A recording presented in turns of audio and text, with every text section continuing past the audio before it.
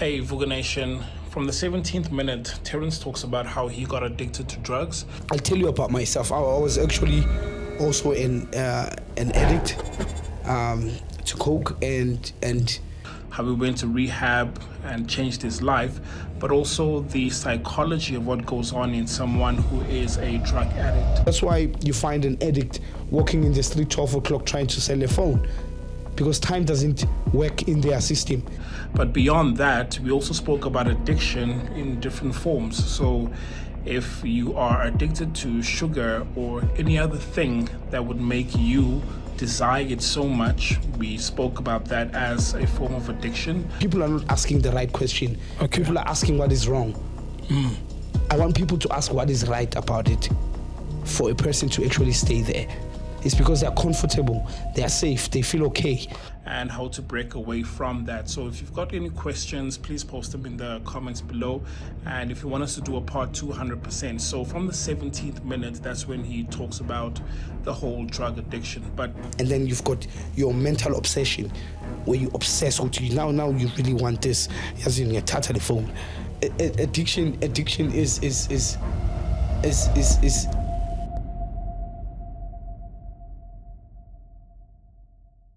Hey, what's up, Vuga Nation? Welcome to the Vuga Breakfast Show. And we're here with Terrence. He's a graphic designer. He's going to be telling us all the amazing work that he does.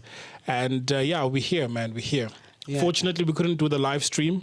Yeah. But, this is also a recording, right? Yeah. So you guys came from Pimville. Yeah. And in the past couple of days, man, it's been hectic there. Yeah. We've got people killing people. Yeah. What's happening there, man? Actually, there's this, I don't know, it's an evil spirit that's actually coming into our community, where people actually feel they deserve a certain, portion of the economy, and they feel that they can take other people's lives in order for them to protest and actually prove that they actually belong to that economy. But for me, it's just animosity.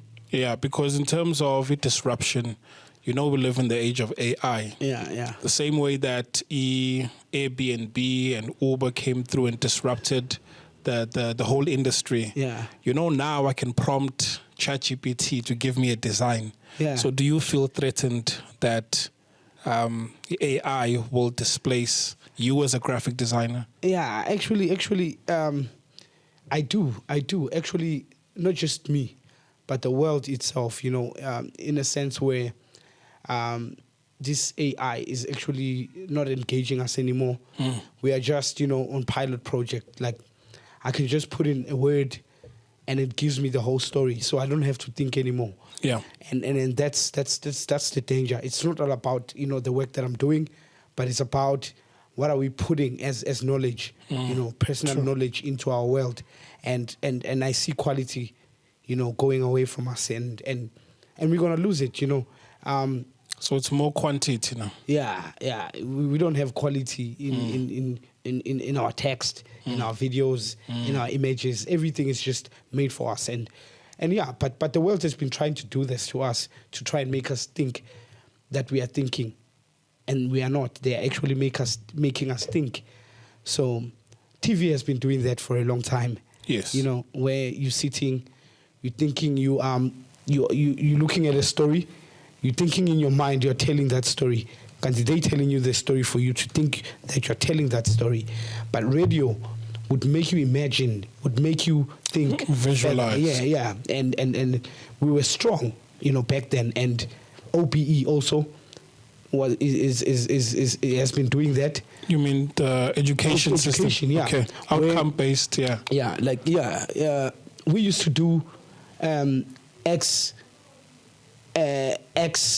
equals to Y gives you what, but now they're putting an apple in an apple for you to. No, I mean, in terms of apples, Angiti, that's a placeholder. Yeah. To say Uti rather than using X. Yeah. Let's say this is a placeholder, and I'm going to put something here. Yeah. I don't know the answer yet, but we need to figure it out to see what goes into that variable. Yeah. No, but I hear you. All I'm saying is we were taught to solve. We were engaged to solve. We were engaged to work on something. But nowadays, we are actually not. We just cut and paste. And that was happening in computers. But now, also our lives is a cut and paste. You see someone's life, you want to leave it. Yeah, we want to do that. And then that's the problem, It's powerful. Yeah. Powerful. So, Vuga Nation, in case you're wondering who we are in conversation with, I've got Terrence. Yeah. Shikwa Mbana. Yeah. Right, Shikwa Mbana. Yeah. Is a Soweto-born creative visionary blending performance design and cultural storytelling. And as you can see, the storytelling has already begun. So from poetry and debate accolades in high school to international tours with Soweto Cliptown Youth, which is called the Sky. Sky, yeah. Right? Terrence has performed in France, in the US, and Reunion Island, yeah. right? He's co-founded Mama Africa Theatre Company and participated in global initiatives like the British Council, Active Citizens, and Giant Match Puppet Project. Yeah, that's quite a lot, man. You've done quite a lot. So you've seen land out there. Tip of the iceberg. Tip of the iceberg. No, it's good. It's good you remain humble. So, I've got you as a graphic designer. Yeah. You do storytelling. Do you do the storytelling through art, as in graphic design, or through art? Yeah. Actually, just take me through that. Yeah. Yeah. Actually, let me give you. Let me explain to you how I got to actually be interested in graphics. Sure. When I was doing the Mama Africa Theatre production, of which we were doing a story, but for theatre, live theatre. Sure. We were involved in a production with Motor de Tete Theatre Company, and in that production, they had a man called Arnaud Rabia. He was French. Arnaud Rabia was a graffiti artist, and I was very young, so he was like drawing flowers all over Cliptown at the time of our production, and I got inspired to say, "Hey man, this is what I want to do." But the problem is, Arnaud Rabia was experiencing chest problems. He was getting sick. Yeah, because too much of the inhaling of the paint. Yeah. So I found it that you can also do this in computers. Oh, okay. And I was like, okay, I can spray on my computer. Without the spray. Chest and yeah. Yeah. So now, I fell in love, while I was doing art. So I can't be able to separate that part of my life where I can say I'm just a graphic designer. I'm just a creative, because I am on stage, I do design posters, flyers, this, that, whatnot, for a lot of, small companies, individuals, I've done a lot. Yeah. So for you to travel abroad, was it theater or also graphic design? It was mostly theater. It was mostly theater. Yeah. No, awesome. Yeah. So that includes France, the US, and actually, where's the Reunion Island? Because Reunion, to me, it sounds like when you watch those shows, Kubinama Reunion. Yeah. So it's like, no, let's go to this Reunion Island. Yeah, like we go to this island to just reunite. Okay, no, Reunion Island is Mauritius. Oh, right next to Mauritius, there's this. Okay, Madagascar. Okay. Mauritius, La Réunion. Yeah, so Reunion Island is colonized by the French also. It has developed through a volcano. And then, the French people colonized some Africans, placed them there to see if life can exist. And it did. So the people living in Reunion Island speak Creole. And they have a culture called Maloya. Sure. Yeah. How long were you there for? Probably about a month. That was not much. Because you're sounding like a native. I know the history of this place, and I mean, like that would be the curiosity for anyone who travels there, Sure. Because that's the main thing about them. I mean, like they're more cultural than even us South Africans or Africans. They're so grounded that they're not from the same place in Africa. Different places. That's why they call themselves the Maloya, the Creoles, where they are combining all these African cultures into one. And, for them to fight back, their oppression, they used moreng, which is like your capoeira. And capoeira is the Brazilian. So Africans, I don't know what's up with us Africans. Everything happens to us as life comes, and without actually copying or taking other people's styles. So these things are natural with us. So, yeah. I mean, speaking about Africa and you being well traveled. Yeah. I mean, as much as you say it's the tip of the iceberg, but quickly, I just want us to talk about xenophobia. Yeah. Right? Because I've heard that if you don't travel that much, you'll probably be the one to incite xenophobia. Yeah. But what are your thoughts around that? Xenophobia is again inhuman. Yeah, because I'll tell you something. If you are born, even if you can be a native, even if you belong to Soweto right now, you're going to die. So it goes out to show that you're a visitor. You just need to play your role in the. We can't come as one a human united front as people. Yeah, sure. We tend to think we are different, but animals do that. Zebras travel together. Good lady, we are either from the south or east. They go together because they understand themselves to be a kind. For sure. So, right now, I'm simply limiting myself and saying that I can't go anywhere. I need to be where I am in order for me to feel good. I rightfully belong. Can't we rightfully belong to the world? Yeah. We just need to open up. The world is a playing ground. Yes, yeah. These separations, indoctrinations that happened a long time before we were even born. The separations and the divides and the borders that created this separation from me trying to understand who you are. For sure. Yeah. I mean, sharp, you've traveled, but you are proudly a Sowetan. Yeah. Right, and you founded Made in Soweto. Yeah, Made in Soweto as a brand, yeah. Right. So what is that? Made in Soweto it's actually a movement where I tried coming up with concepts where I can conscientize young people from trying to understand our heroes, the ironic stories around our neighborhoods and culture, lingo. Yeah, so I came up with a concept where I'm gonna print T-shirts, where I'm gonna express all these topics. Something on lingo, something about heroes, a poem. So I started this Made in Soweto a long time. When I was printing Made in Soweto and doing those T-shirts, because the times is about keep pen. Oh, that's way back. No, I remember Ikwal, right? Yes. Yeah, and it was during those times. And it has inspired a lot of young people. Even in my neighborhood, I began teaching and, other people, how to print. Because other people didn't even imagine, silk screen. He didn't say me to print a T-shirt, So I brought that ekasi and then young people started doing it and then I stopped. I started now doing just posters, working on websites, different things, But the T-shirt, I left it for the youngsters to do because pushy mawolo, Sure, pushy mawolo, it's just expression, but it's part of lingo, like I said, for sure, to try and move this culture. So Terrence, I mean, in terms of culture and speaking about Soweto, we know that there's different ways in which our brand or identity can be expressed. You spoke about T-shirts. Yeah. You spoke about a theater. Yeah.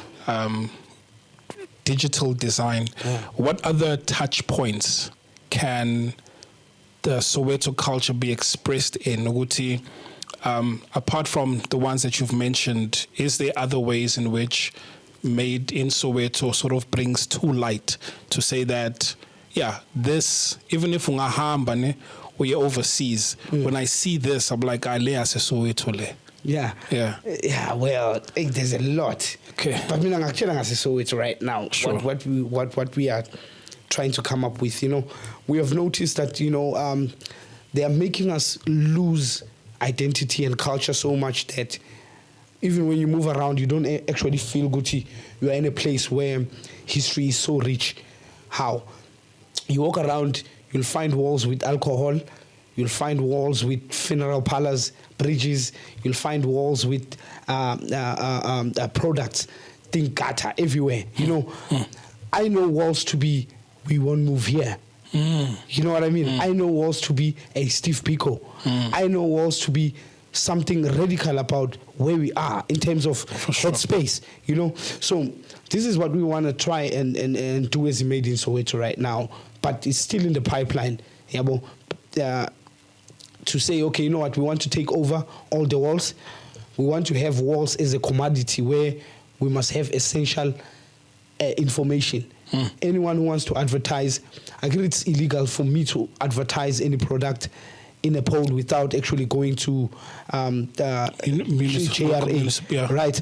So it should be illegal for me to actually advertise my product in whatever wall, because that wall, maybe not just walls, but even street poles. Yes, even street poles. Street poles is illegal. Sure. When they find your thing without you actually having it, you know, with the coordinates to say it's here, and you paying for that, it's illegal. You can be arrested.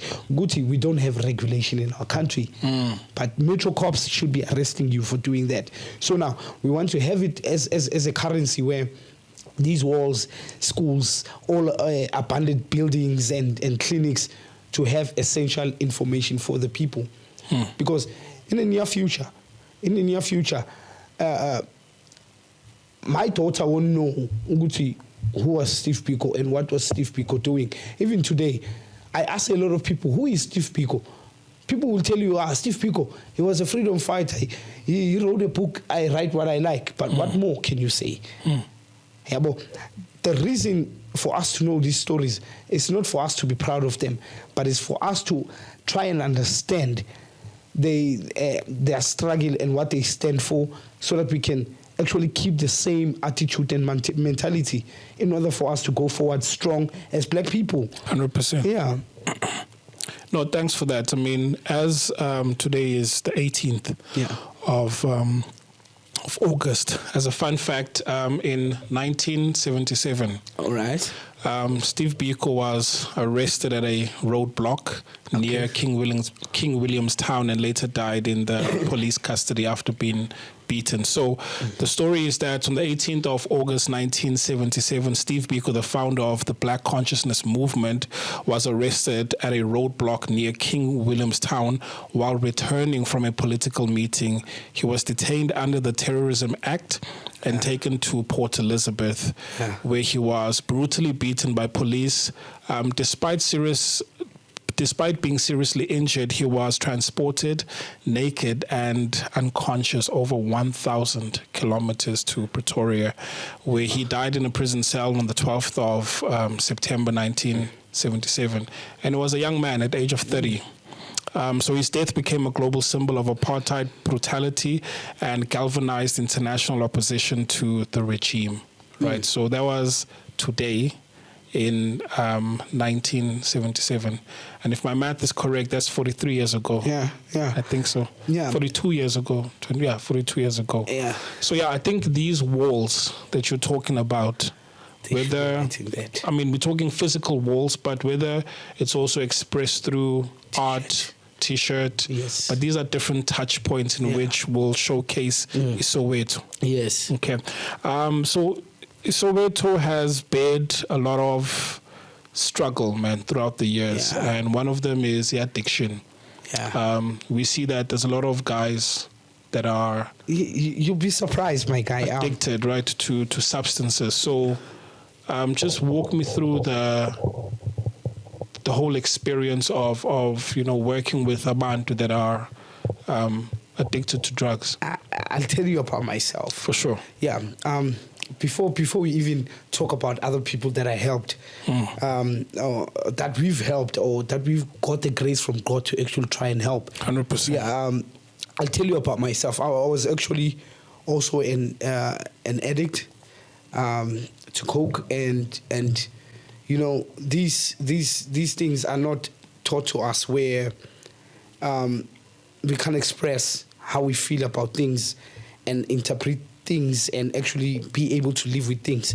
So they end up expressing themselves in ways that we become comfortable in certain spaces, and those spaces become so addictive that we feel so safe, So that's what addiction is for me right now. So you mentioned spaces. Okay. Like, for example, when I'm taking my drug, it feels a lot better.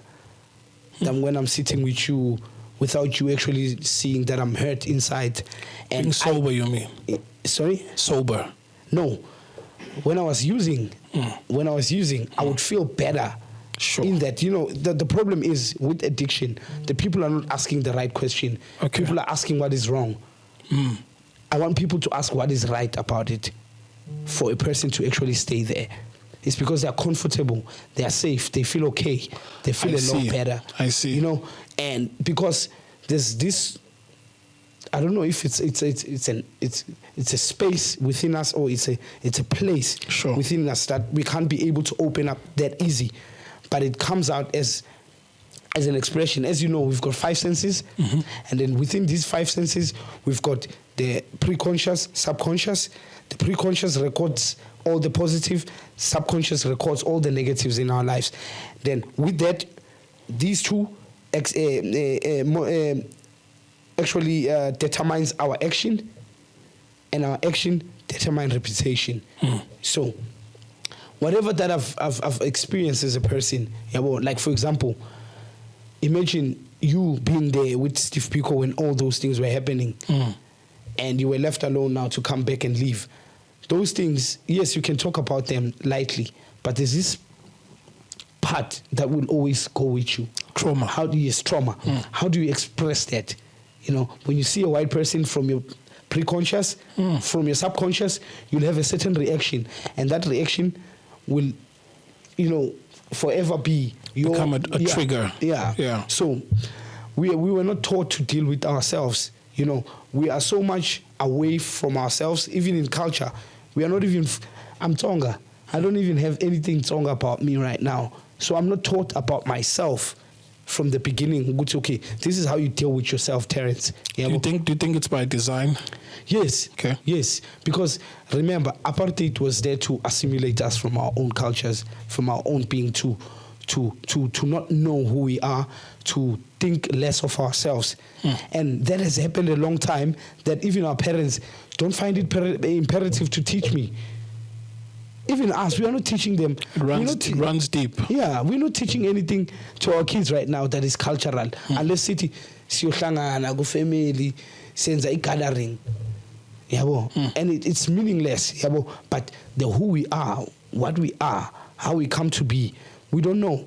And then now when we have problems, we're obviously not going to find solutions, but we're going to find comfortable spaces that we're going to stay in. There's people, addiction is in many ways. There's ordering, there's gambling, there's sexual, there's a lot. So everyone is an addict, even sugar. The sugar itself, when you have sugar, you're okay. So that's the thing. Addiction is about being okay in a certain space. So, but we need to make sure we look into our people to say, yes, we know you've got a problem. We know you're not okay. But what you're using for you to be okay is not okay.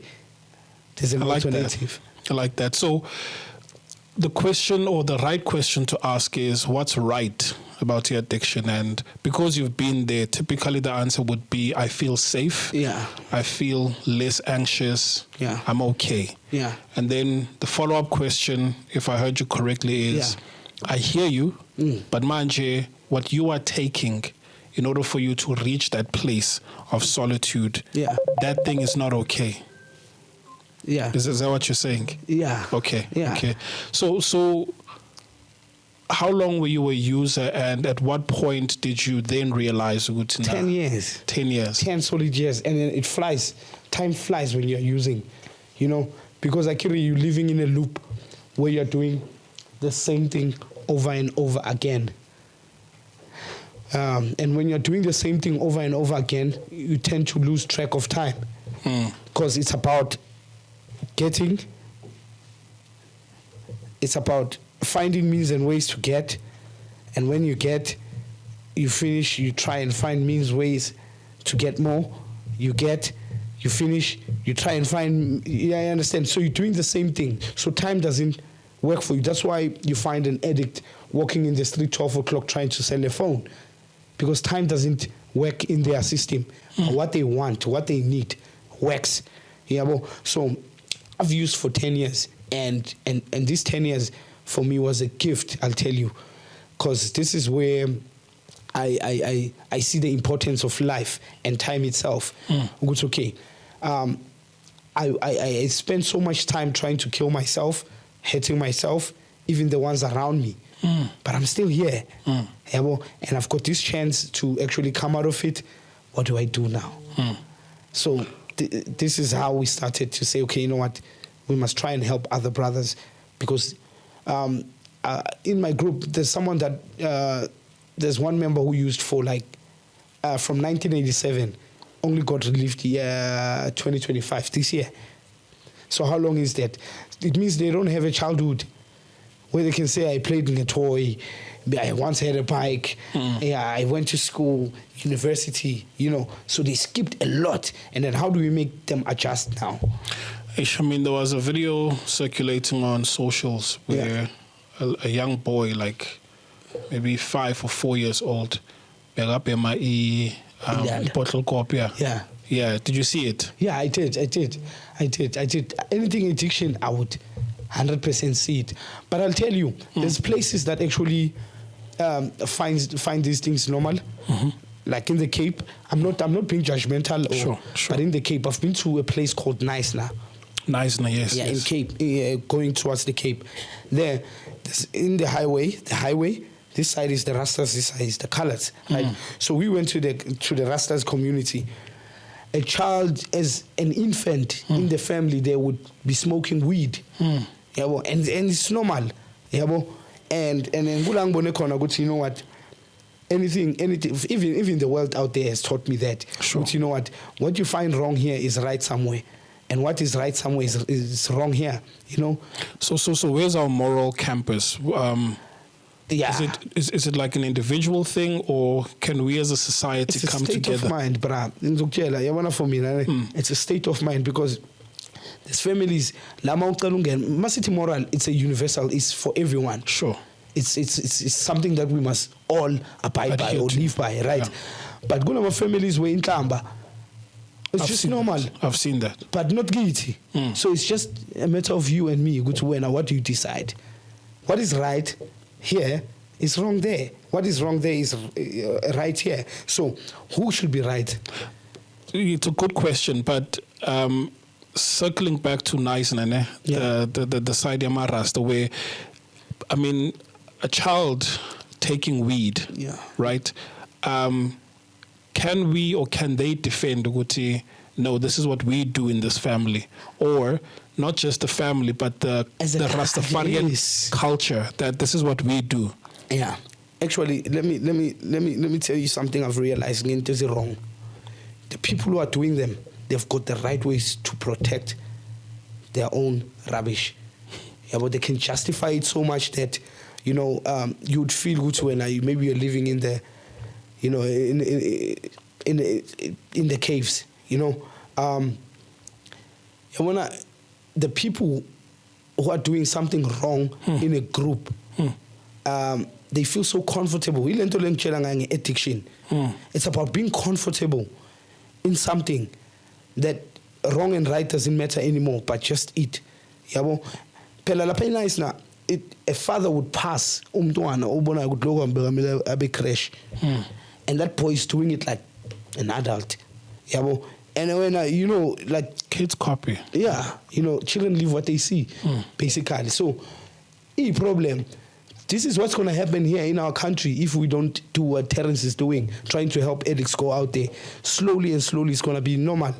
Because if you remember, you'd never see an addict in the street or someone smoking in the street. People are starting to do it. In the near future, people would do it. To even do it, and our kids would do it because children live what they see. It's about so normal that nowadays there's no street without an addict. The street out here, you have your own addict. Addict lab. So we used to have one addict, a gas, long. Now we have addict every street. So we're gonna have an addict every family. We're gonna have an addict every second house. We're gonna have an addict each and every house. So for me, it's the new epidemic that is coming, and then people are not working good enough or looking at it as an issue that they should face good enough to try and aid Isase early.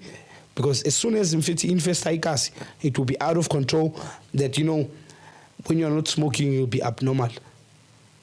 In the near future, I'm telling you, it's going there. So it's mental warfare. Yeah. Kahle problem leyo. Other traumas in which they come from, the spaces that you should be enjoying even more. Schools. What are they doing? Bayabulalana, where do you think you're gonna go? But you've got this thing with you. This dark space with you. So how do you run away from that dark space? We use, because it makes you forget, but only for a short while. That short while makes you to repeat because you want to keep going back there. That's what addiction is. And I'm glad you mentioned, Uguti, it's not just drugs. There's sugar, there's pornography, porn, there's even needing someone, right? Validation. Yes. All of these things are addiction. So how does one come back from the jaws of death, in this case, where they somehow recognize, ne? Yeah.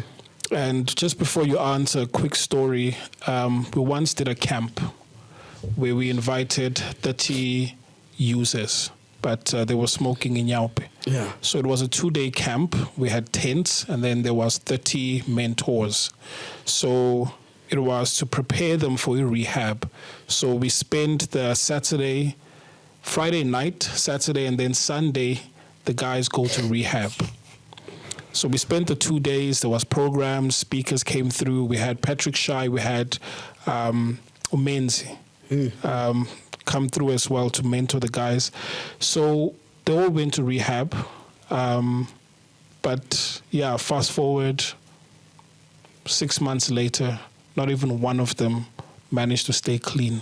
Yeah. So how does one come back and stay in a sobriety state? Yeah, actually, when you're in rehab, there's programs that you must actually attend. Sure. But then rehabs, I'll be honest with you. I know this is gonna go live. Because it's the truth. Rehabs that do not involve programs but only psychosocial will always have relapsing addicts.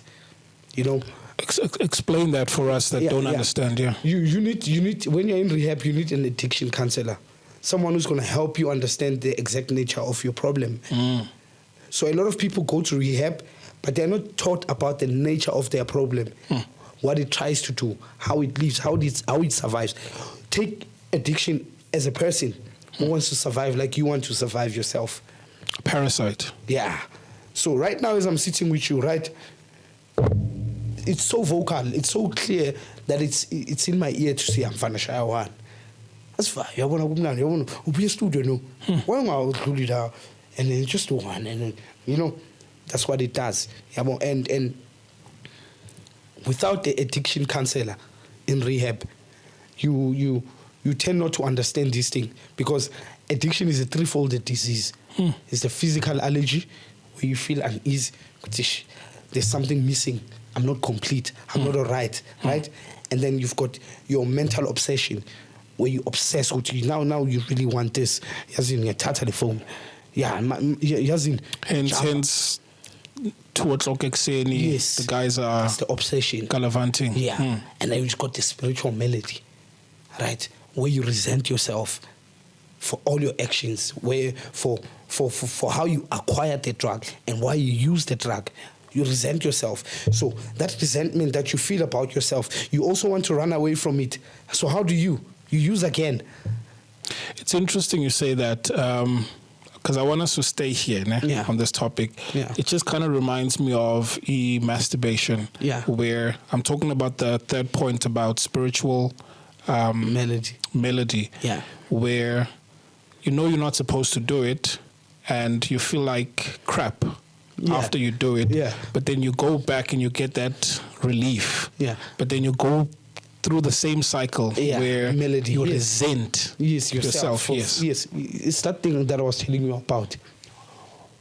What is it good about it? That's the question. They shouldn't ask you, We must be able to sniff that thing out. There's this thing is sugayo, or there's this. We must really find it. We must find the exact nature of the problem. We are not taught to solve this problem. We are taught to shame it. We are taught to we've got animosity around addict. That's why we can't find solutions that easy for them to be okay.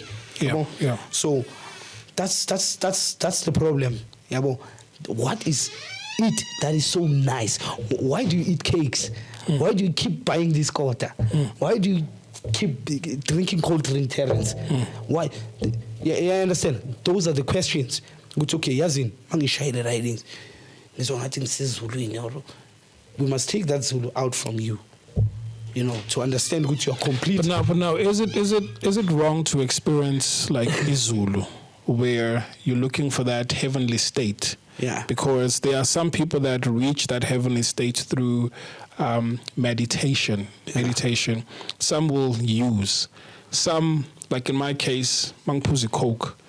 As soon as I burp, man, there's that satisfying feeling that, okay, grand. Yeah. I've had water. But I'm like, it doesn't do the same thing. So my question is, to reach that heavenly state, is that a bad thing? Yeah, it is. Let me tell you why. Okay. Firstly, thou shalt not desire.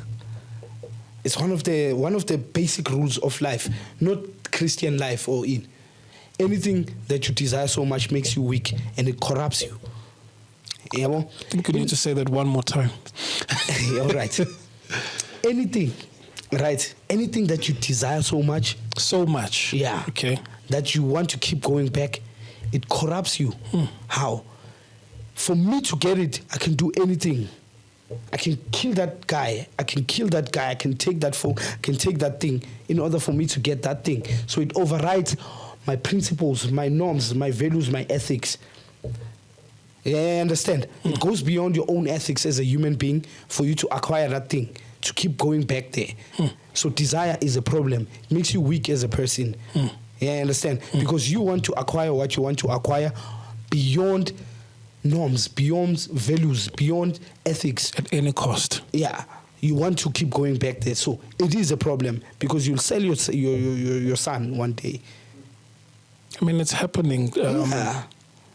It is a problem. I think it was in the Western Cape. Who's the young one? Jocelyn, right? Yeah. So you see how far it stretches. So it is I am pinch. I don't want to say it's a Christian, it's in the Bible, but it's in one of the 10 commandments. You look at the commandments, they are the guiding system in people. Thou shalt not kill, thou shalt not steal. But with addiction or a desire that you keep going back to, you're bound to break one of those rules in the 10. And it's not all about God. It's about the human, the human principles. Sure. Yeah, that you must keep applying and work with.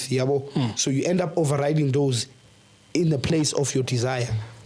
I know, it's profound, really profound. So I want us to go back to the 3 pillars that you mentioned about the addiction and break it further down, because I think this conversation won't only benefit those that take substances. Yeah. I mean, there's legal drugs that you buy over the counter. There are people that love about grandpa and other stuff. So you mentioned the first one, which is physical, where you find yourself uneasy. Yeah, spiritual. The spiritual, and then there's physical allergy. Physical allergy, yes. Mental obsession and spiritual malady. Sharp. So with the mental obsession, at a point where you realize, Wuti, I'm obsessed with this thing, and I find myself desiring it more than I should. Let's come back to the question that I asked about coming back from the jaws of death, where you are now taking charge, where nothing seems to satisfy you anymore, just like a monk.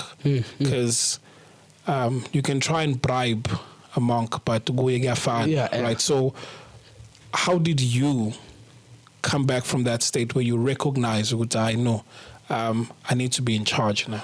Okay, let me tell you. Have you ever heard the phrase, you must know who you are? Many a times. Yeah.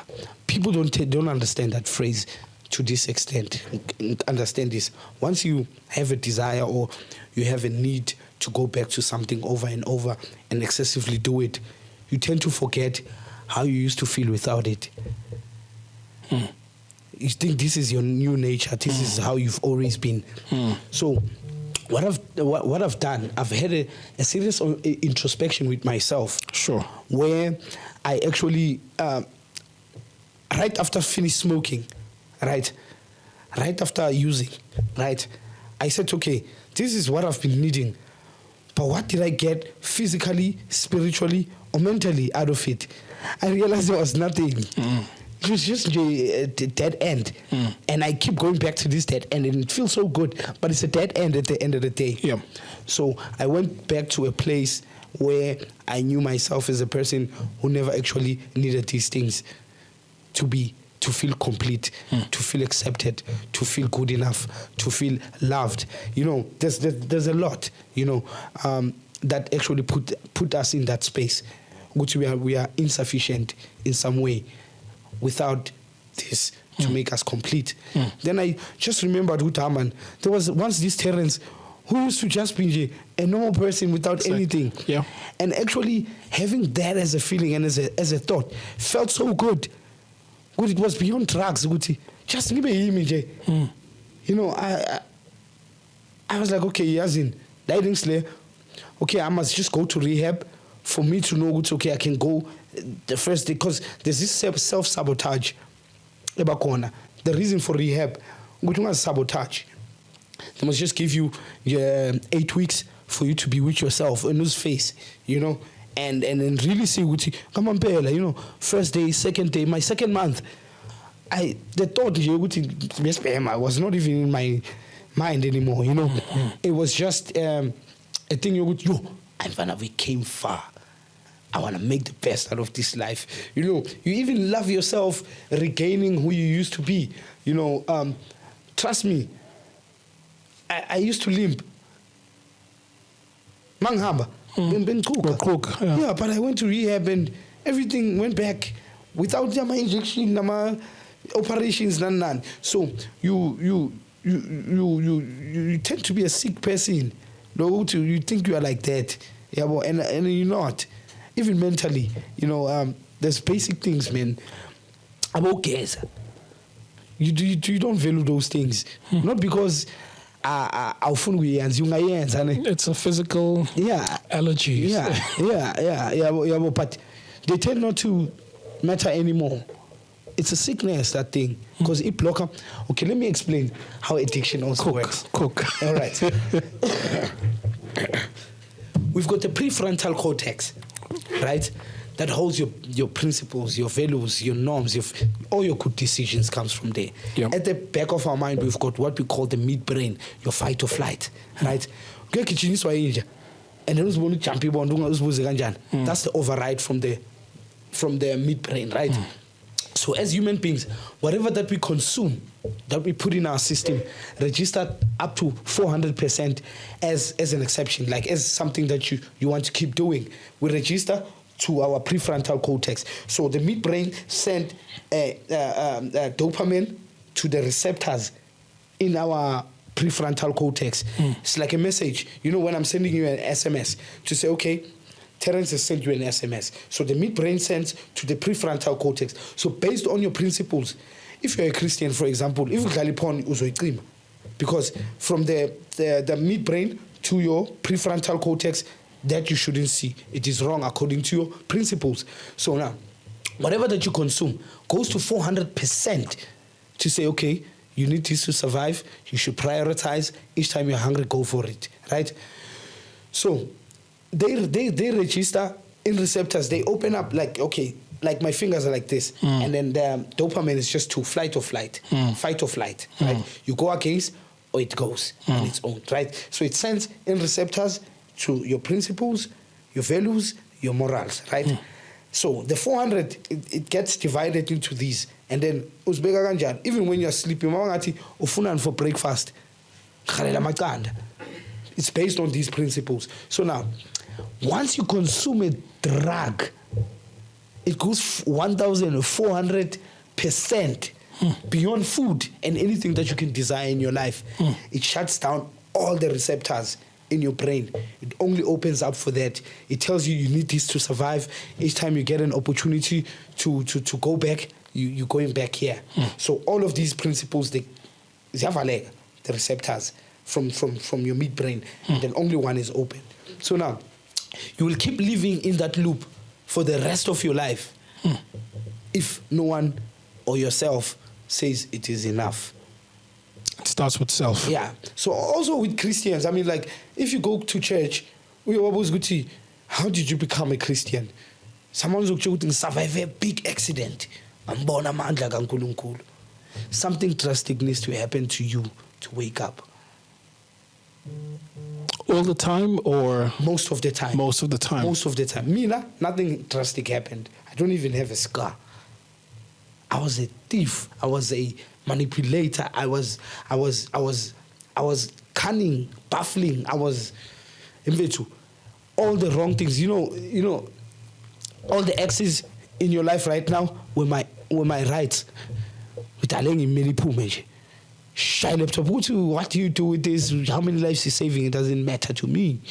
Yeah, well, because my principle, that was my value. That was my new principle. That was my new ethic. Yeah, you understand? So it shuts down lama receptors now. Then it overrides your thinking. Then you live in 1 second. You're panda. You're via pema. My perile. You're panda. Yeah, you find more ways. You understand? At any cost necessary. Yeah, and then you're living in this, and then time flies, and then now born.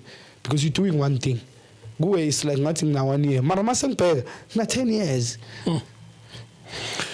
No, that's really profound. Yeah. That's really, really profound. So, would I be correct in saying, ispansako sensayo manch, you uninstalling old software and you are reinstalling. And for those that don't need reinstallation, you upgrade. Because I feel like I'm being upgraded right now. Ngaibona addiction, ngaibona like substances, right? But there's different forms of addiction, and I think when you break it down to its root cause, man, like it's starting to make sense. You know why it's making sense? That's the addiction counselor in rehab who explained the exact nature of your problem. Did you get such one? Yes. Okay. You're being a victim of your own thoughts. That's why you are taken to rehab, because it's a sickness. And it can't be cured. It can only be arrested. So when you say arrested, someone that hasn't been using, they call them a recovering. Yeah. Now, question is, do you now bear that title for your whole life? Yeah. You know why? Addiction is being born. The day it starts to manifest in your life. When I was using, so I've crossed a line in my life that I can't come back to be normal again. We are humans, but I'm a different species from you, because now there's something that was born inside me, and this thing, it was born because I fed it every time. When I started, I used 1. I started using 2. Started using 3. Started using 4.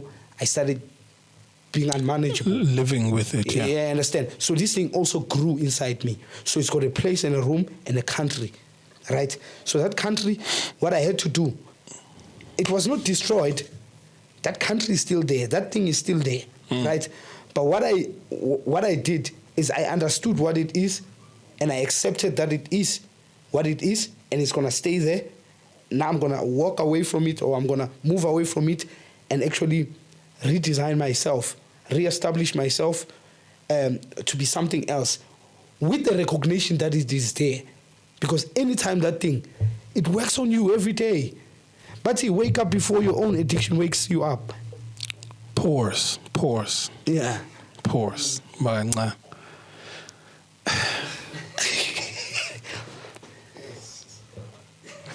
Wake up before your own first, addiction. Before your own addiction wakes you up. Yeah.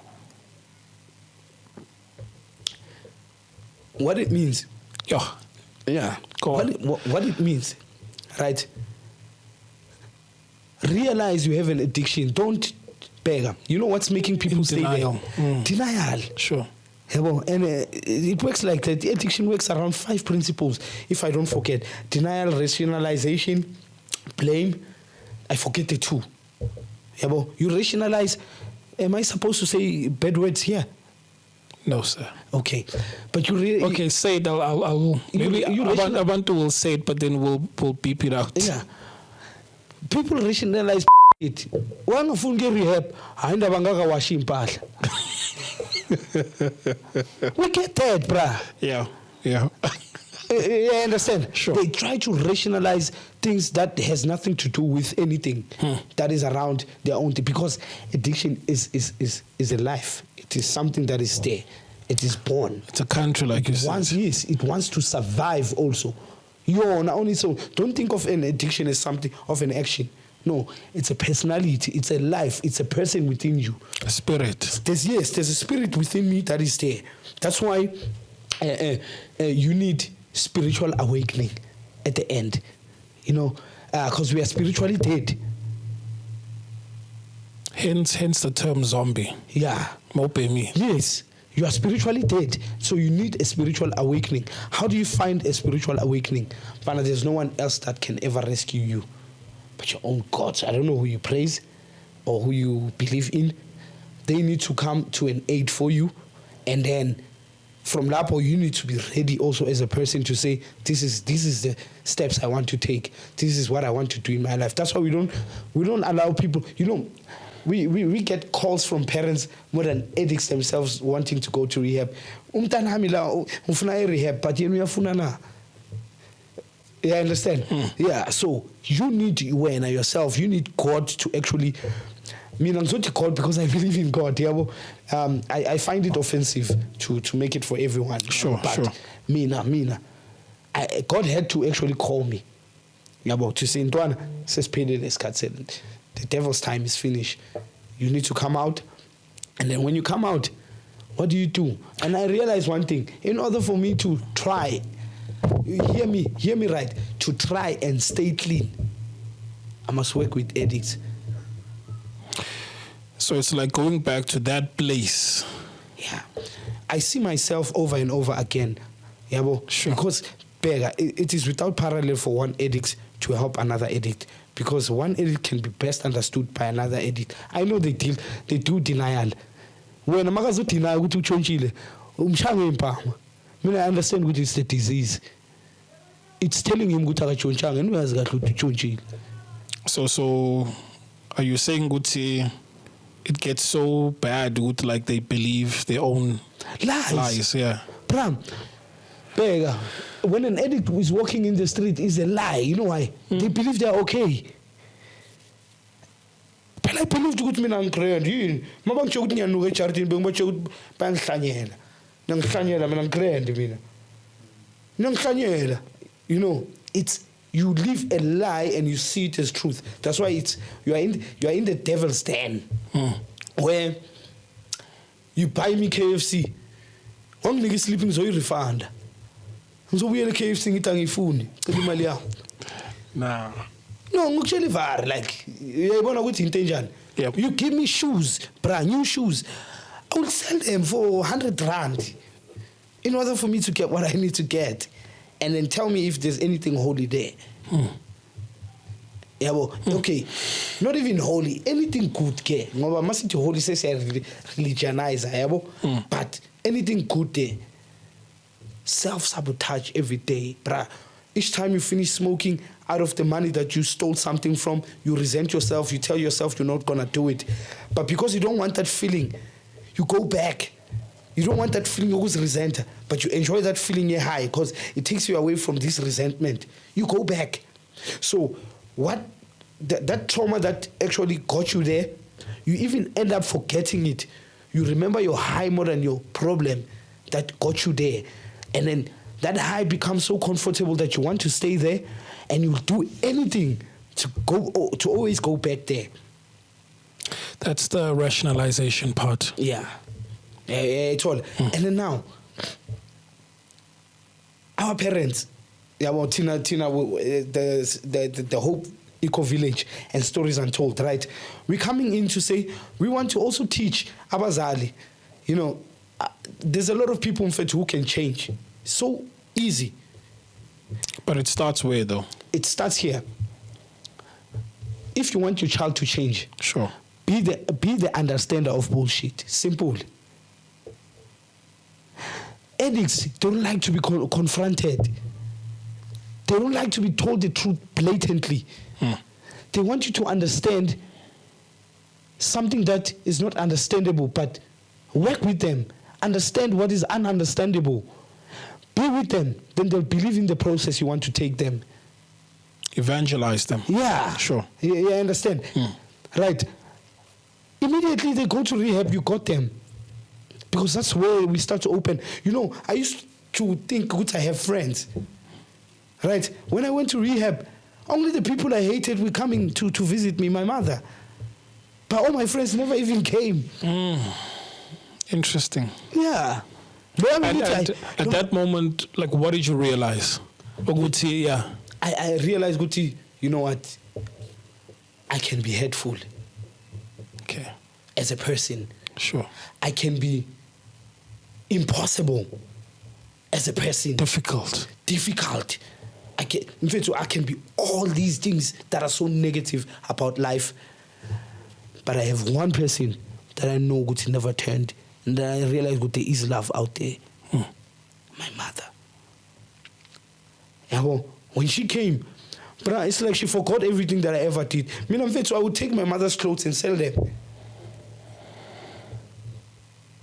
It's not a fun fact or something that I enjoy saying, but I'm saying it because, you know what, I came out of the dark. I must speak the truth in order for me to be relieved. Sure. I would take a bright pack. Yes, a bright pack from the fridge. As long as I would go and sell it. Come back and say I'm hungry. You're hungry and bokulmang a conviction guting lambi. Yeah, like I'm expecting. When you know, but no ways. Yes, the blame and you know how addiction works. We are con artists. Yeah, well, when I want the money for me to smoke, I'll tell my mother how much she hates me and loves everyone else. Yeah. Can I imagine? So I've been in the street for 2 weeks. No one even came to look for me. Addict. I never saw that. So do you realize this now? Oguti, you were a con artist, or back then whilst you were in it, bongas boni, or mina bengis born, I know why. Okay. Because mina bengasilez kahle beschontshela everyone. Endlini yes. Sure. But in the streets bro, I'm verbally. Bengishaya mina unginike into yakho. You know, I mean, every day I would wear a new hat. Kusasa ngiyapenda, kusasa ngiyalungisa, kusasa ngumechanic, kusasa ngiyele out le dila ngerabul, kusasa, yeah, understand? I would wear so many caps that I didn't know who I was anymore. And over time, the world becomes so small that akuna strati longa kokoloti muntu khona. So you don't want confrontation because hey, I miss the clever. 5 more other people can come and say, hey, Nami, and then you find yourself gupi Avalon. Because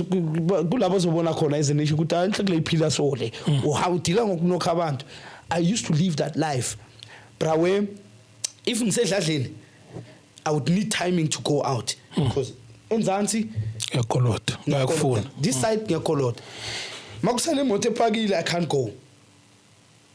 My sugar moto then I can go because Lomuto Lemot Yamcolot or I went to Shalele Bayang saying I open but I can't go because not was on Kawat, you know. So you live in hell, and it's not nice, bruh. It's really not nice. And coming out of that is not easy, you know why? Because every skolotoba naso. You think go to Zosulungisa any mistake. Like in Koloti 50 rand. Right now, then I say, Yazin, ngizontshontsha le mic ngiyithengisa ngibuye ngizokuhafa. But ngitshontshe nale mic le, angithi ngikolota wena. I-rationalization yami naye, ngitshontsha le mic, ngibhayisa ngibuye ngizojoin manje mangicela ukuyibhayisa ngiyobhema vie senkolota wena imic ngithini manje ngizothatha le phone ngoze ubhadala wena ngibhadale le mic you understand mangicela ukuthola imali ngibheme senkolota wena ile mic ile phone I understand. So it becomes a chain of a lot of things that also cage you to be the person that you become. Yabo, and then imagine coming out of it becomes impossible for even other people to go to rehab because mindset yakhe yonkolota abantu ababhaya. It's impossible to come back. Yeah. Ngikholwa abantu ababhaya manje ngizo oro yazini mangicala ngiyeka ngwenzani. I told you about a guy who never had a childhood. Can't remember a time where ahlezi so. Since say khontsini uhlala bhema uhlala phandle ukuthi ubheme. I only remember that. So mawumtshela ukuthi ayi rehab uthi makabuya yenze. So to reform. So there's not even a memory of where he can go to. Yeah. Oh, bega okay ngiyaqeda manje qualification is not even in their vocab. Skill is not even in their vocab. Akayazi lento yokusebenzela usibani but yena ucava ukukhama umuntu manje take the money and go. So but how do we reform people? Stories Untold becomes that when they come take me through that. Where when addicts come back we try and find other organizations that actually deal with skills and then the social development thanks to Faith Mazibugo, our social development. Shout out Faith. Our social development MEC, she's working tirelessly to try and help us also as an organization and the world itself or the country or our country itself to try and take addicts. She's taking it personally to herself to try and open every opportunity that she can for addicts to actually to be reformed. Because to be honest with you, from our even from our own societies, no one is trying to combat that. Everyone is just saying whatever that they want to say out of the criticism, but no one is actually doing anything to make the situation better. But that woman, as someone who's in the government, and we always say, we take government very yearly drugs, but I'll tell you, there's someone in government who's also trying to aid that problem, and she's doing her best, and we've taken a whole lot of addicts to rehab. They came back, they went to skills, and today they speak a different language from your totital and the number that they used to speak. Today they know how to speak like a gentleman. Today they carry themselves out as humans, and you can see what it is possible, and recovery is possible, but recovery cannot be achieved. It's a everyday thing. It's a one step at a time. It's about today, just for today. As long as I didn't use today, it's okay. Even tomorrow, it's just I don't use today, it's okay. Tomorrow, I don't use today, it's okay. It becomes a year, it becomes years, it becomes a milestone. So it's something that you work with yourself, for yourself every time. And it's about also understanding your own triggers. But this triggers me, I don't do that, and then you went to rehab, you can't go back to the same friends. Fact. Yeah, because they only know that. And then when you're trying to understand, to unlearn other, habits and attitudes. But for when Oti, your call was that as much as a pomile, you need to, for you to stay sober, you need to help others. Yeah. But more or less in the same space. Yeah. But not be intertwined with your friends. Yeah. No. There's a difference. Yes. Explain where the difference is. Yeah. The difference is I'm a friend who only speaks about bettering your life. Sure. You're an addict. We don't speak about, hey, when I'm a peka engaki. Yeah, when you turn the stuff skabani, when you use your drug of choice. No. We are discussing how can you best better your life. And I become that friend. I become that friend that even when you have a problem, when someone hits rock bottom, to say, hey, mfana, you are grand. Even if I decide fully, you can come back to Terrence and cough out. And then we become that safe environment where we follow you in your own, pace. If we shy, we know if it's being I know. I was telling you Ntogozo the other time, Ntogozo, you've never used in your life. Ntogozo is working with me actually. Sure. You've never used in your life the people that you're going to be working with right now, they're very impossible. So be ready to learn. Uguti, there's this different type of people. The best thing that you must do is to understand. And Togozo understands today. Yes, because we know. I mean, like right now we're having an issue where we're trying to help someone, right? I can't say names right now. It's so interesting. Sure. Lomutulo is coming in nama facts. You know, Nomtano Secretary can't tell you that. We are funukvai, right? Because now, Slatela man peanuts, we gave him money. Ukubona ukuthi uzo-reacta kanjalo wanyamalala 2 weeks makabuya sekamuntu ofahla kithi yazi mina ngiboshwe kangakhi ngingakimboshwanga kithi ngiyakithi ngithi yobe ngiboshiwe ngidi imali fine ngibuye kangakhi kithi mina nginama fake injuries ngithi ngiphukile ngifuna kuye bara ngifuna nje imali ye-taxi yabo so ungangishaya ngalezo bro ngikaye something else and nabona ukuthi enhle ku Terrence uyangibona so I can see through an addict and that's the value behind that. And then Togozo becomes that neutral person to a sense where he knows nothing about this, he understands nothing about this, he will do anything necessary, even if when ngati Ntogozo hamba naye inyuku nalo ungathi Ntogozo kanjani Ntogozo won't smoke with you because he doesn't know this. I understand. But mina there's 99.9 chances with singaphela. Because there is that animal inside me. Ntogozo doesn't have it. So Ntogozo becomes our safe point of reference. For sure. For us to actually go forward. Because we need someone who doesn't have this child inside them, this wealth inside them, this disease inside them. And then it's also impossible for other addicts to even try. I have this lingo because it's not there. It's just out in normal. And then it's a good bridge between the addict and the normalies. We call them normalies. Why? Because us as addicts, we tend to think there's no normally that will give you quality time. So Ntogozo becomes the guy that gives an addict quality time for nothing. They still belong to society. It helps them to change. Terrence use that's why I don't understand. But Ntogozo no. He out normal. Ayaz na ridings. Ayaz no guti gupenya kanjani. But he's there. He's willing to understand. He's willing to become a bridge of your own father, of your own brother who should be giving you that time. He becomes that person. So for me, it's very, very essential. Ntogozo Bafet is doing a lot that is so good, that is taking addicts to our medical reports, to help them with their admin and take them to 41 forum assessment with the psychosocial. So out of all the normalists that I know, if it's not an addict who's helping another addict, Ntogozo is one of the people that I know who's trying to help addict without being an addict, who actually never even suffered from addiction from a family member, from anyone else, but it's just, God sent for us. Yeah. Ntogozo, shout out, bro. Shout out. Yeah. So, Nspansana na Nesanka or Tina Sispana directly in the 41 social development straight. Sure, okay. But we're willing. I mean, like we are doing the same thing. For me to go and work with Sanka, it defeats the purpose of who I am, because they're doing exactly what we do.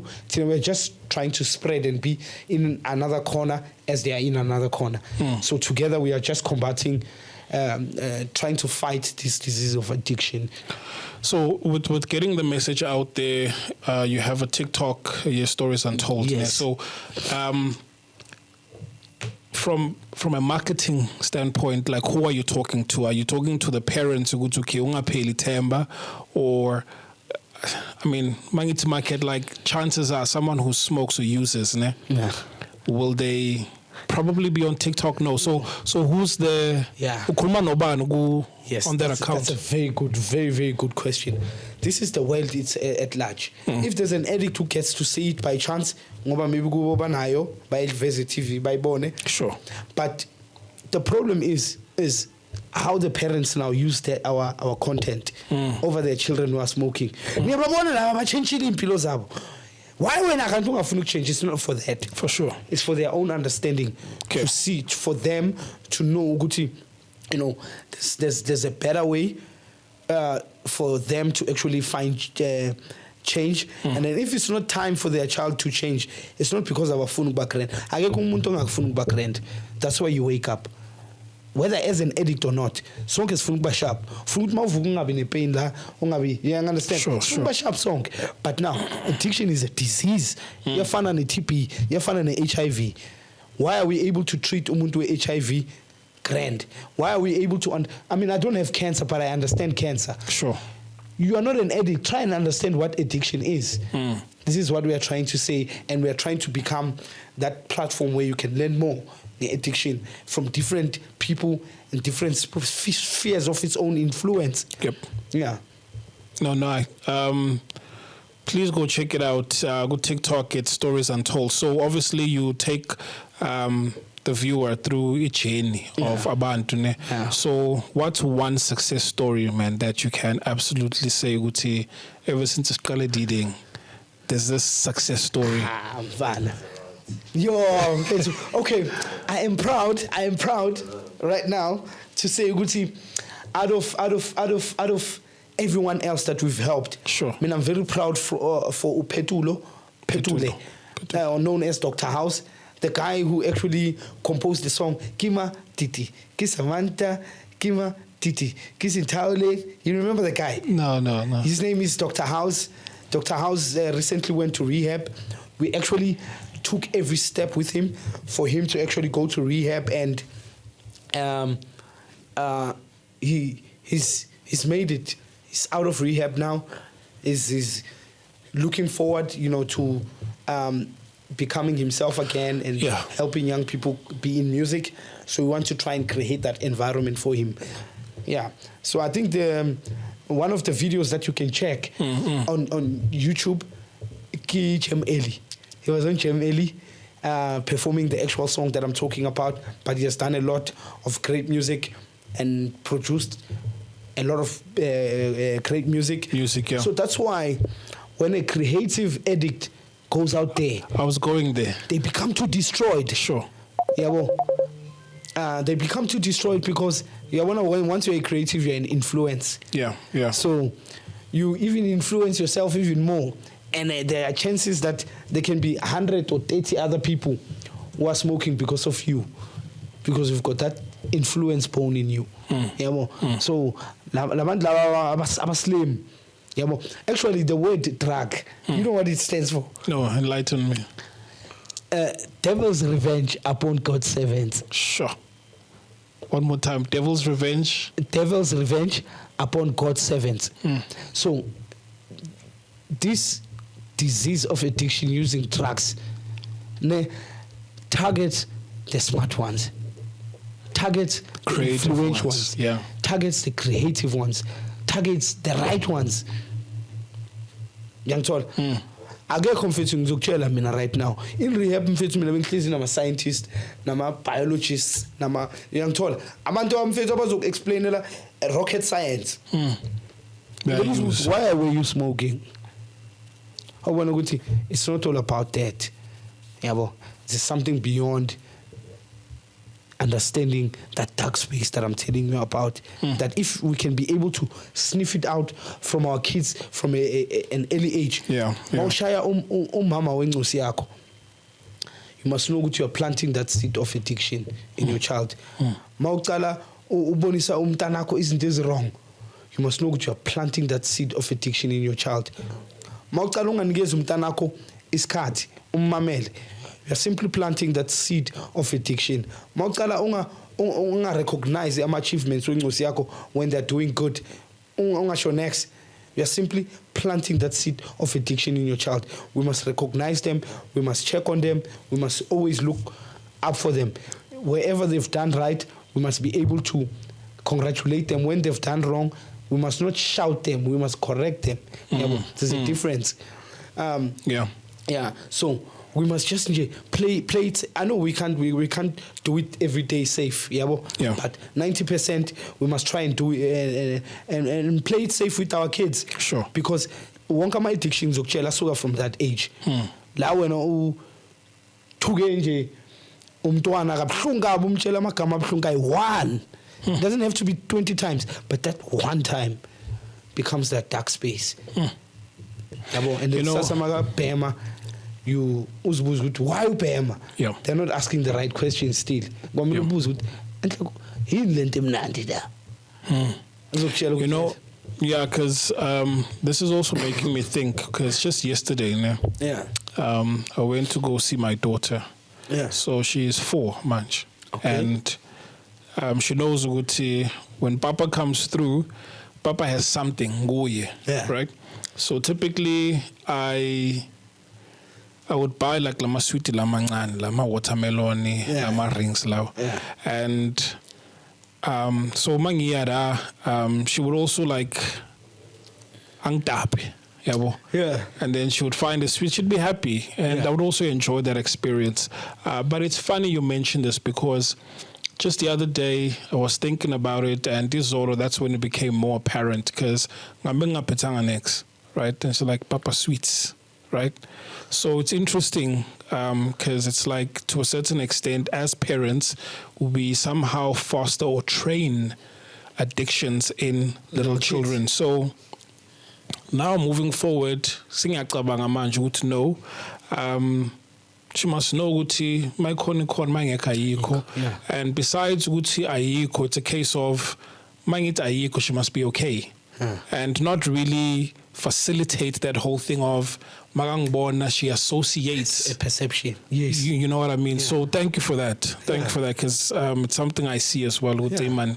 correct her because it's not always all things that would be deemed as bad even the good ones even the good ones you're also training umntana for your addiction hence you know these young ones in high school they can't even accept when you're unemployed as a parent or you can't make means next thing man your parents have to go make loans so I've got 2 questions and there's a lot and I think we should do a part 2 no? All right okay. This one's a bit controversial because yes we're talking substance abuse and the work that you're doing so what would you say is needed manje ku society or what are you focusing on do you try and work with the law to say let's eradicate drugs or is it a case of let me work on the mind because drugs will forever be there but can I rather work on the mind that one sorry it's a 2-part question askis and then what about the ones that are still in high school because manjo udila naba already having taken drugs what about the ones that haven't yet okay so complex question ngiphi no regret ngred sure you know for the ones who haven't used sure I feel the pity because you see when we are at that you know young stage where the light is so bright and everything seems to be okay once what what you want to do you know it's so good and it's so powerful and I so wish life could be like that but he was vulnerable more than any other thing because yabona lo mntana lo mbonayo lapha esikolweni edeskini he's got probably a brother who's using yabo is creating a hate ukuthi uzonda ama drugs umntwana ne but you see ukuthi ba develop inside that hate that dark space again so it becomes addiction again so for me na mfethu early prevention is better than cure leza mkuza ngayo thina sure so I'm not after the one who's selling with the law I'm not taking customers I don't want to take the seller also but I want to take someone who was already not a customer someone who's willing to stop who was not even a customer before baqala you understand sure. And actually try and change the mindset the narrative also yabona lento lokuthi okay manje ngumntwana ngisesikhela mangiceda isikhela ngifuna ukuba yini we don't have to know what we want to do yabo because also that becomes a problem because we feel insufficient at the end uceda isikhela awuspani it creates those problems. You don't have to be anything. You are human and you are enough. Yabo, we need to be taught that. We don't have to be labeled and placed somewhere in order for us to feel complete. Sure. We are in addiction because we felt incomplete. You understand? I was not good enough. I'm not loved enough. Yeah, I understand. So now, society also does that. Umntwana makafailile is told that you are not good enough. You are insufficient. Awukho clever, awukho smart. Because they are being pinned against. You understand? We don't associate with you because you're a failure. Awukho sharp. Mina bathi ngihambi nawe. Bathi wena uyatshontsha. Bathi lo mntana unamanga. Hey, futhi kini bayahlupheka. Yabona. So we create the problems. And when we have the problems, we want to blame someone else. For these problems that we create. So early prevention is about, again, where the stories untold comes back, the black consciousness, the life consciousness, even not about, pigment or culture or color, but just as a human species to say, you know what, you have a right to become an Adam, to be born and be a human being, without you being a cop, without you being a pilot. A provider. Yeah, a provider. You just can be a human being. We must not forget, you don't have to be engaged in that level. You can just be yourself, and that's good enough. Anything else that tries to make you feel uncomfortable about who you are, you must know that there's a problem. So what I encourage, we shouldn't have ikas elingana center. La kule stratini we must know where children goes. Abantwana abadlalela estratini yi problem leyo. You understand? This is where we develop this attitudes. This is where we develop drugs and every neighborhood must have a center where children must at least go and learn something extra about them, not about someone else. Uthi kahle kahle mina ngithanda idrum. Mina ngithanda uku-actor. Mina ngithanda music. Sure. They must go and learn about themselves more than anything else. Yeah, you understand? Mabasa sebancane, so that le confidence lesikhuluma ngayo ikwazi kuba khona every stage of their life. Because ngizokutshela program umntwana othi makabuye esikolweni afika ahlale ekhoneni, umntwana ukuthi makabuye esikolweni alahlele school bag ayengena eclassini ageleza ibhallet ageleza idiski. It's so different. Yabo. It's not all about occupying the mind. No, it's about instilling something in the mind. You want to keep yourself occupied. No, mina ngithi instill something in your mind every day. Have that, like it's generalizing. So okay, now I camera ngayibona mara I awuthi ngichache lens ngibona ukuthi inhande lens expensive as it might be, but yeah, do it. Yeah, I understand about what I'm trying to say. Sure. So it's about placing activities that teaches us more about ourselves, not about it. Ukuthi ngimaster ukuthi ngibe doctor. Ngifuna ukuba doctor because I feel a certain way. Not because he kholela 3,000, 30,000, 60,000. No, we've got the wrong reasons. Even when things are good, we're forgetting this human thing. This, this. Why is Terrence here? Yeah. Why I'm not here because I must be rich. I'm a feminist with just chela lento le ukuthi maqedwe isigela kwamele ube grand ube nemoto ube nomfazi uphila impilo yakho nawe ukwazi ukuziyele no. I must just be good principled. I must have good values. Yeah. I must have good morals, good ethics. For sure. That's it. And that's good enough. Yabo. So the problems in fit ngeke siphele vandag. But I think we must surely do part 2. No, definitely. A part 2 is definitely on the way because as much as we've seen those movies where they start the storyline in the middle and then to progress and then it has to go back to be like, okay, let's go back. So there's a lot of value that I've derived, and as mentioned, it's not just about actual substances, but there's different forms of addictions that we struggle with. And like you say, it's about discovering self in all of this thing. So with that being said, yeah, man, thank you so much. Thank you so much. Really appreciate that. And then just as a parting question, so if someone wants to reach out to Guti,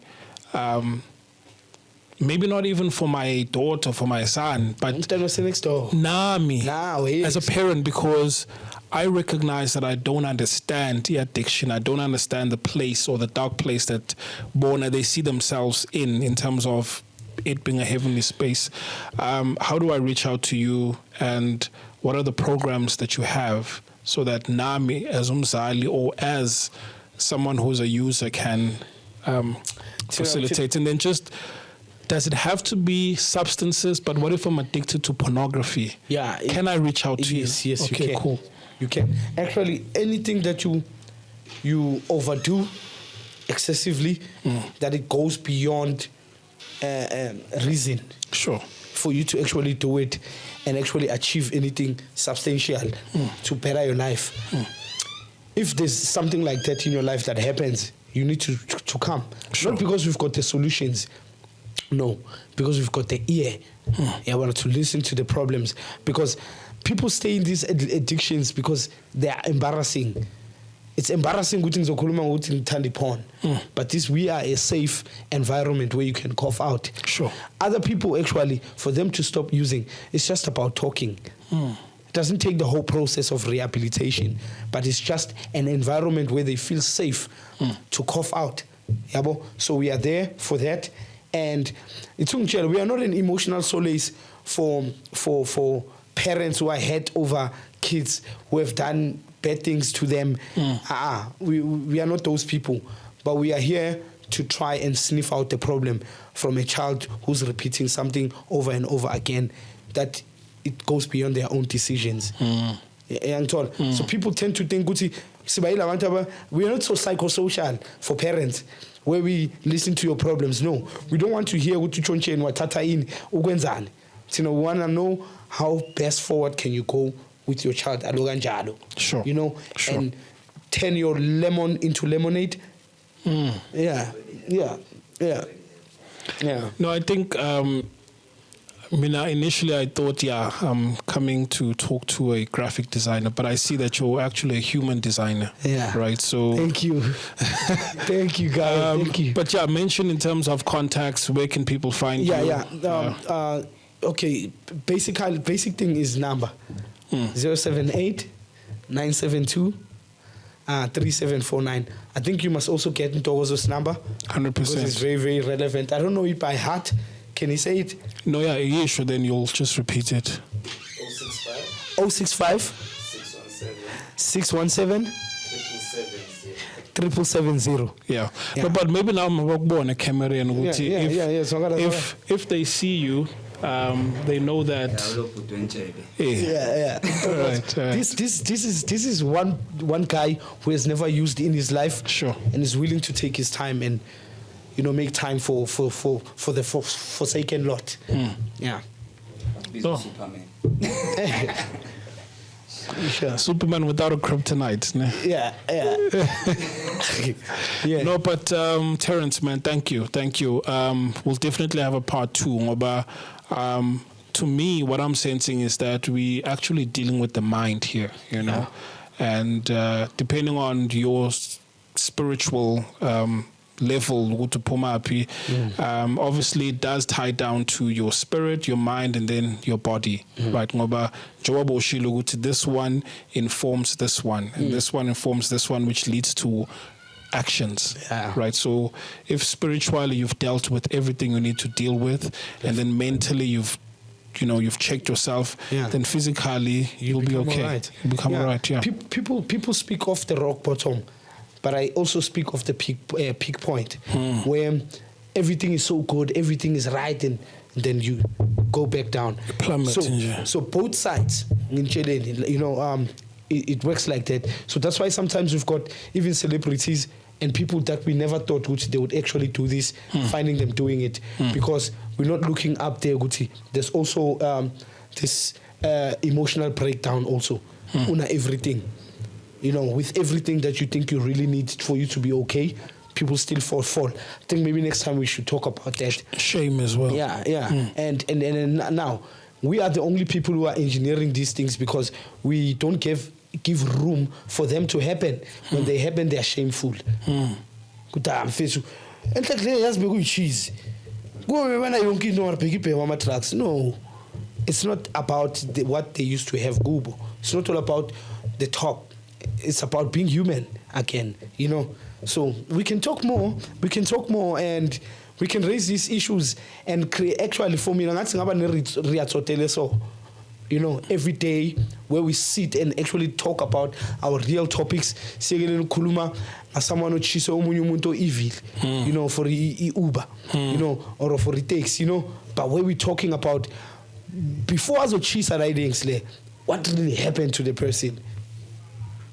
Because that's that also. It's about that. I'm 100% sure right now I regret.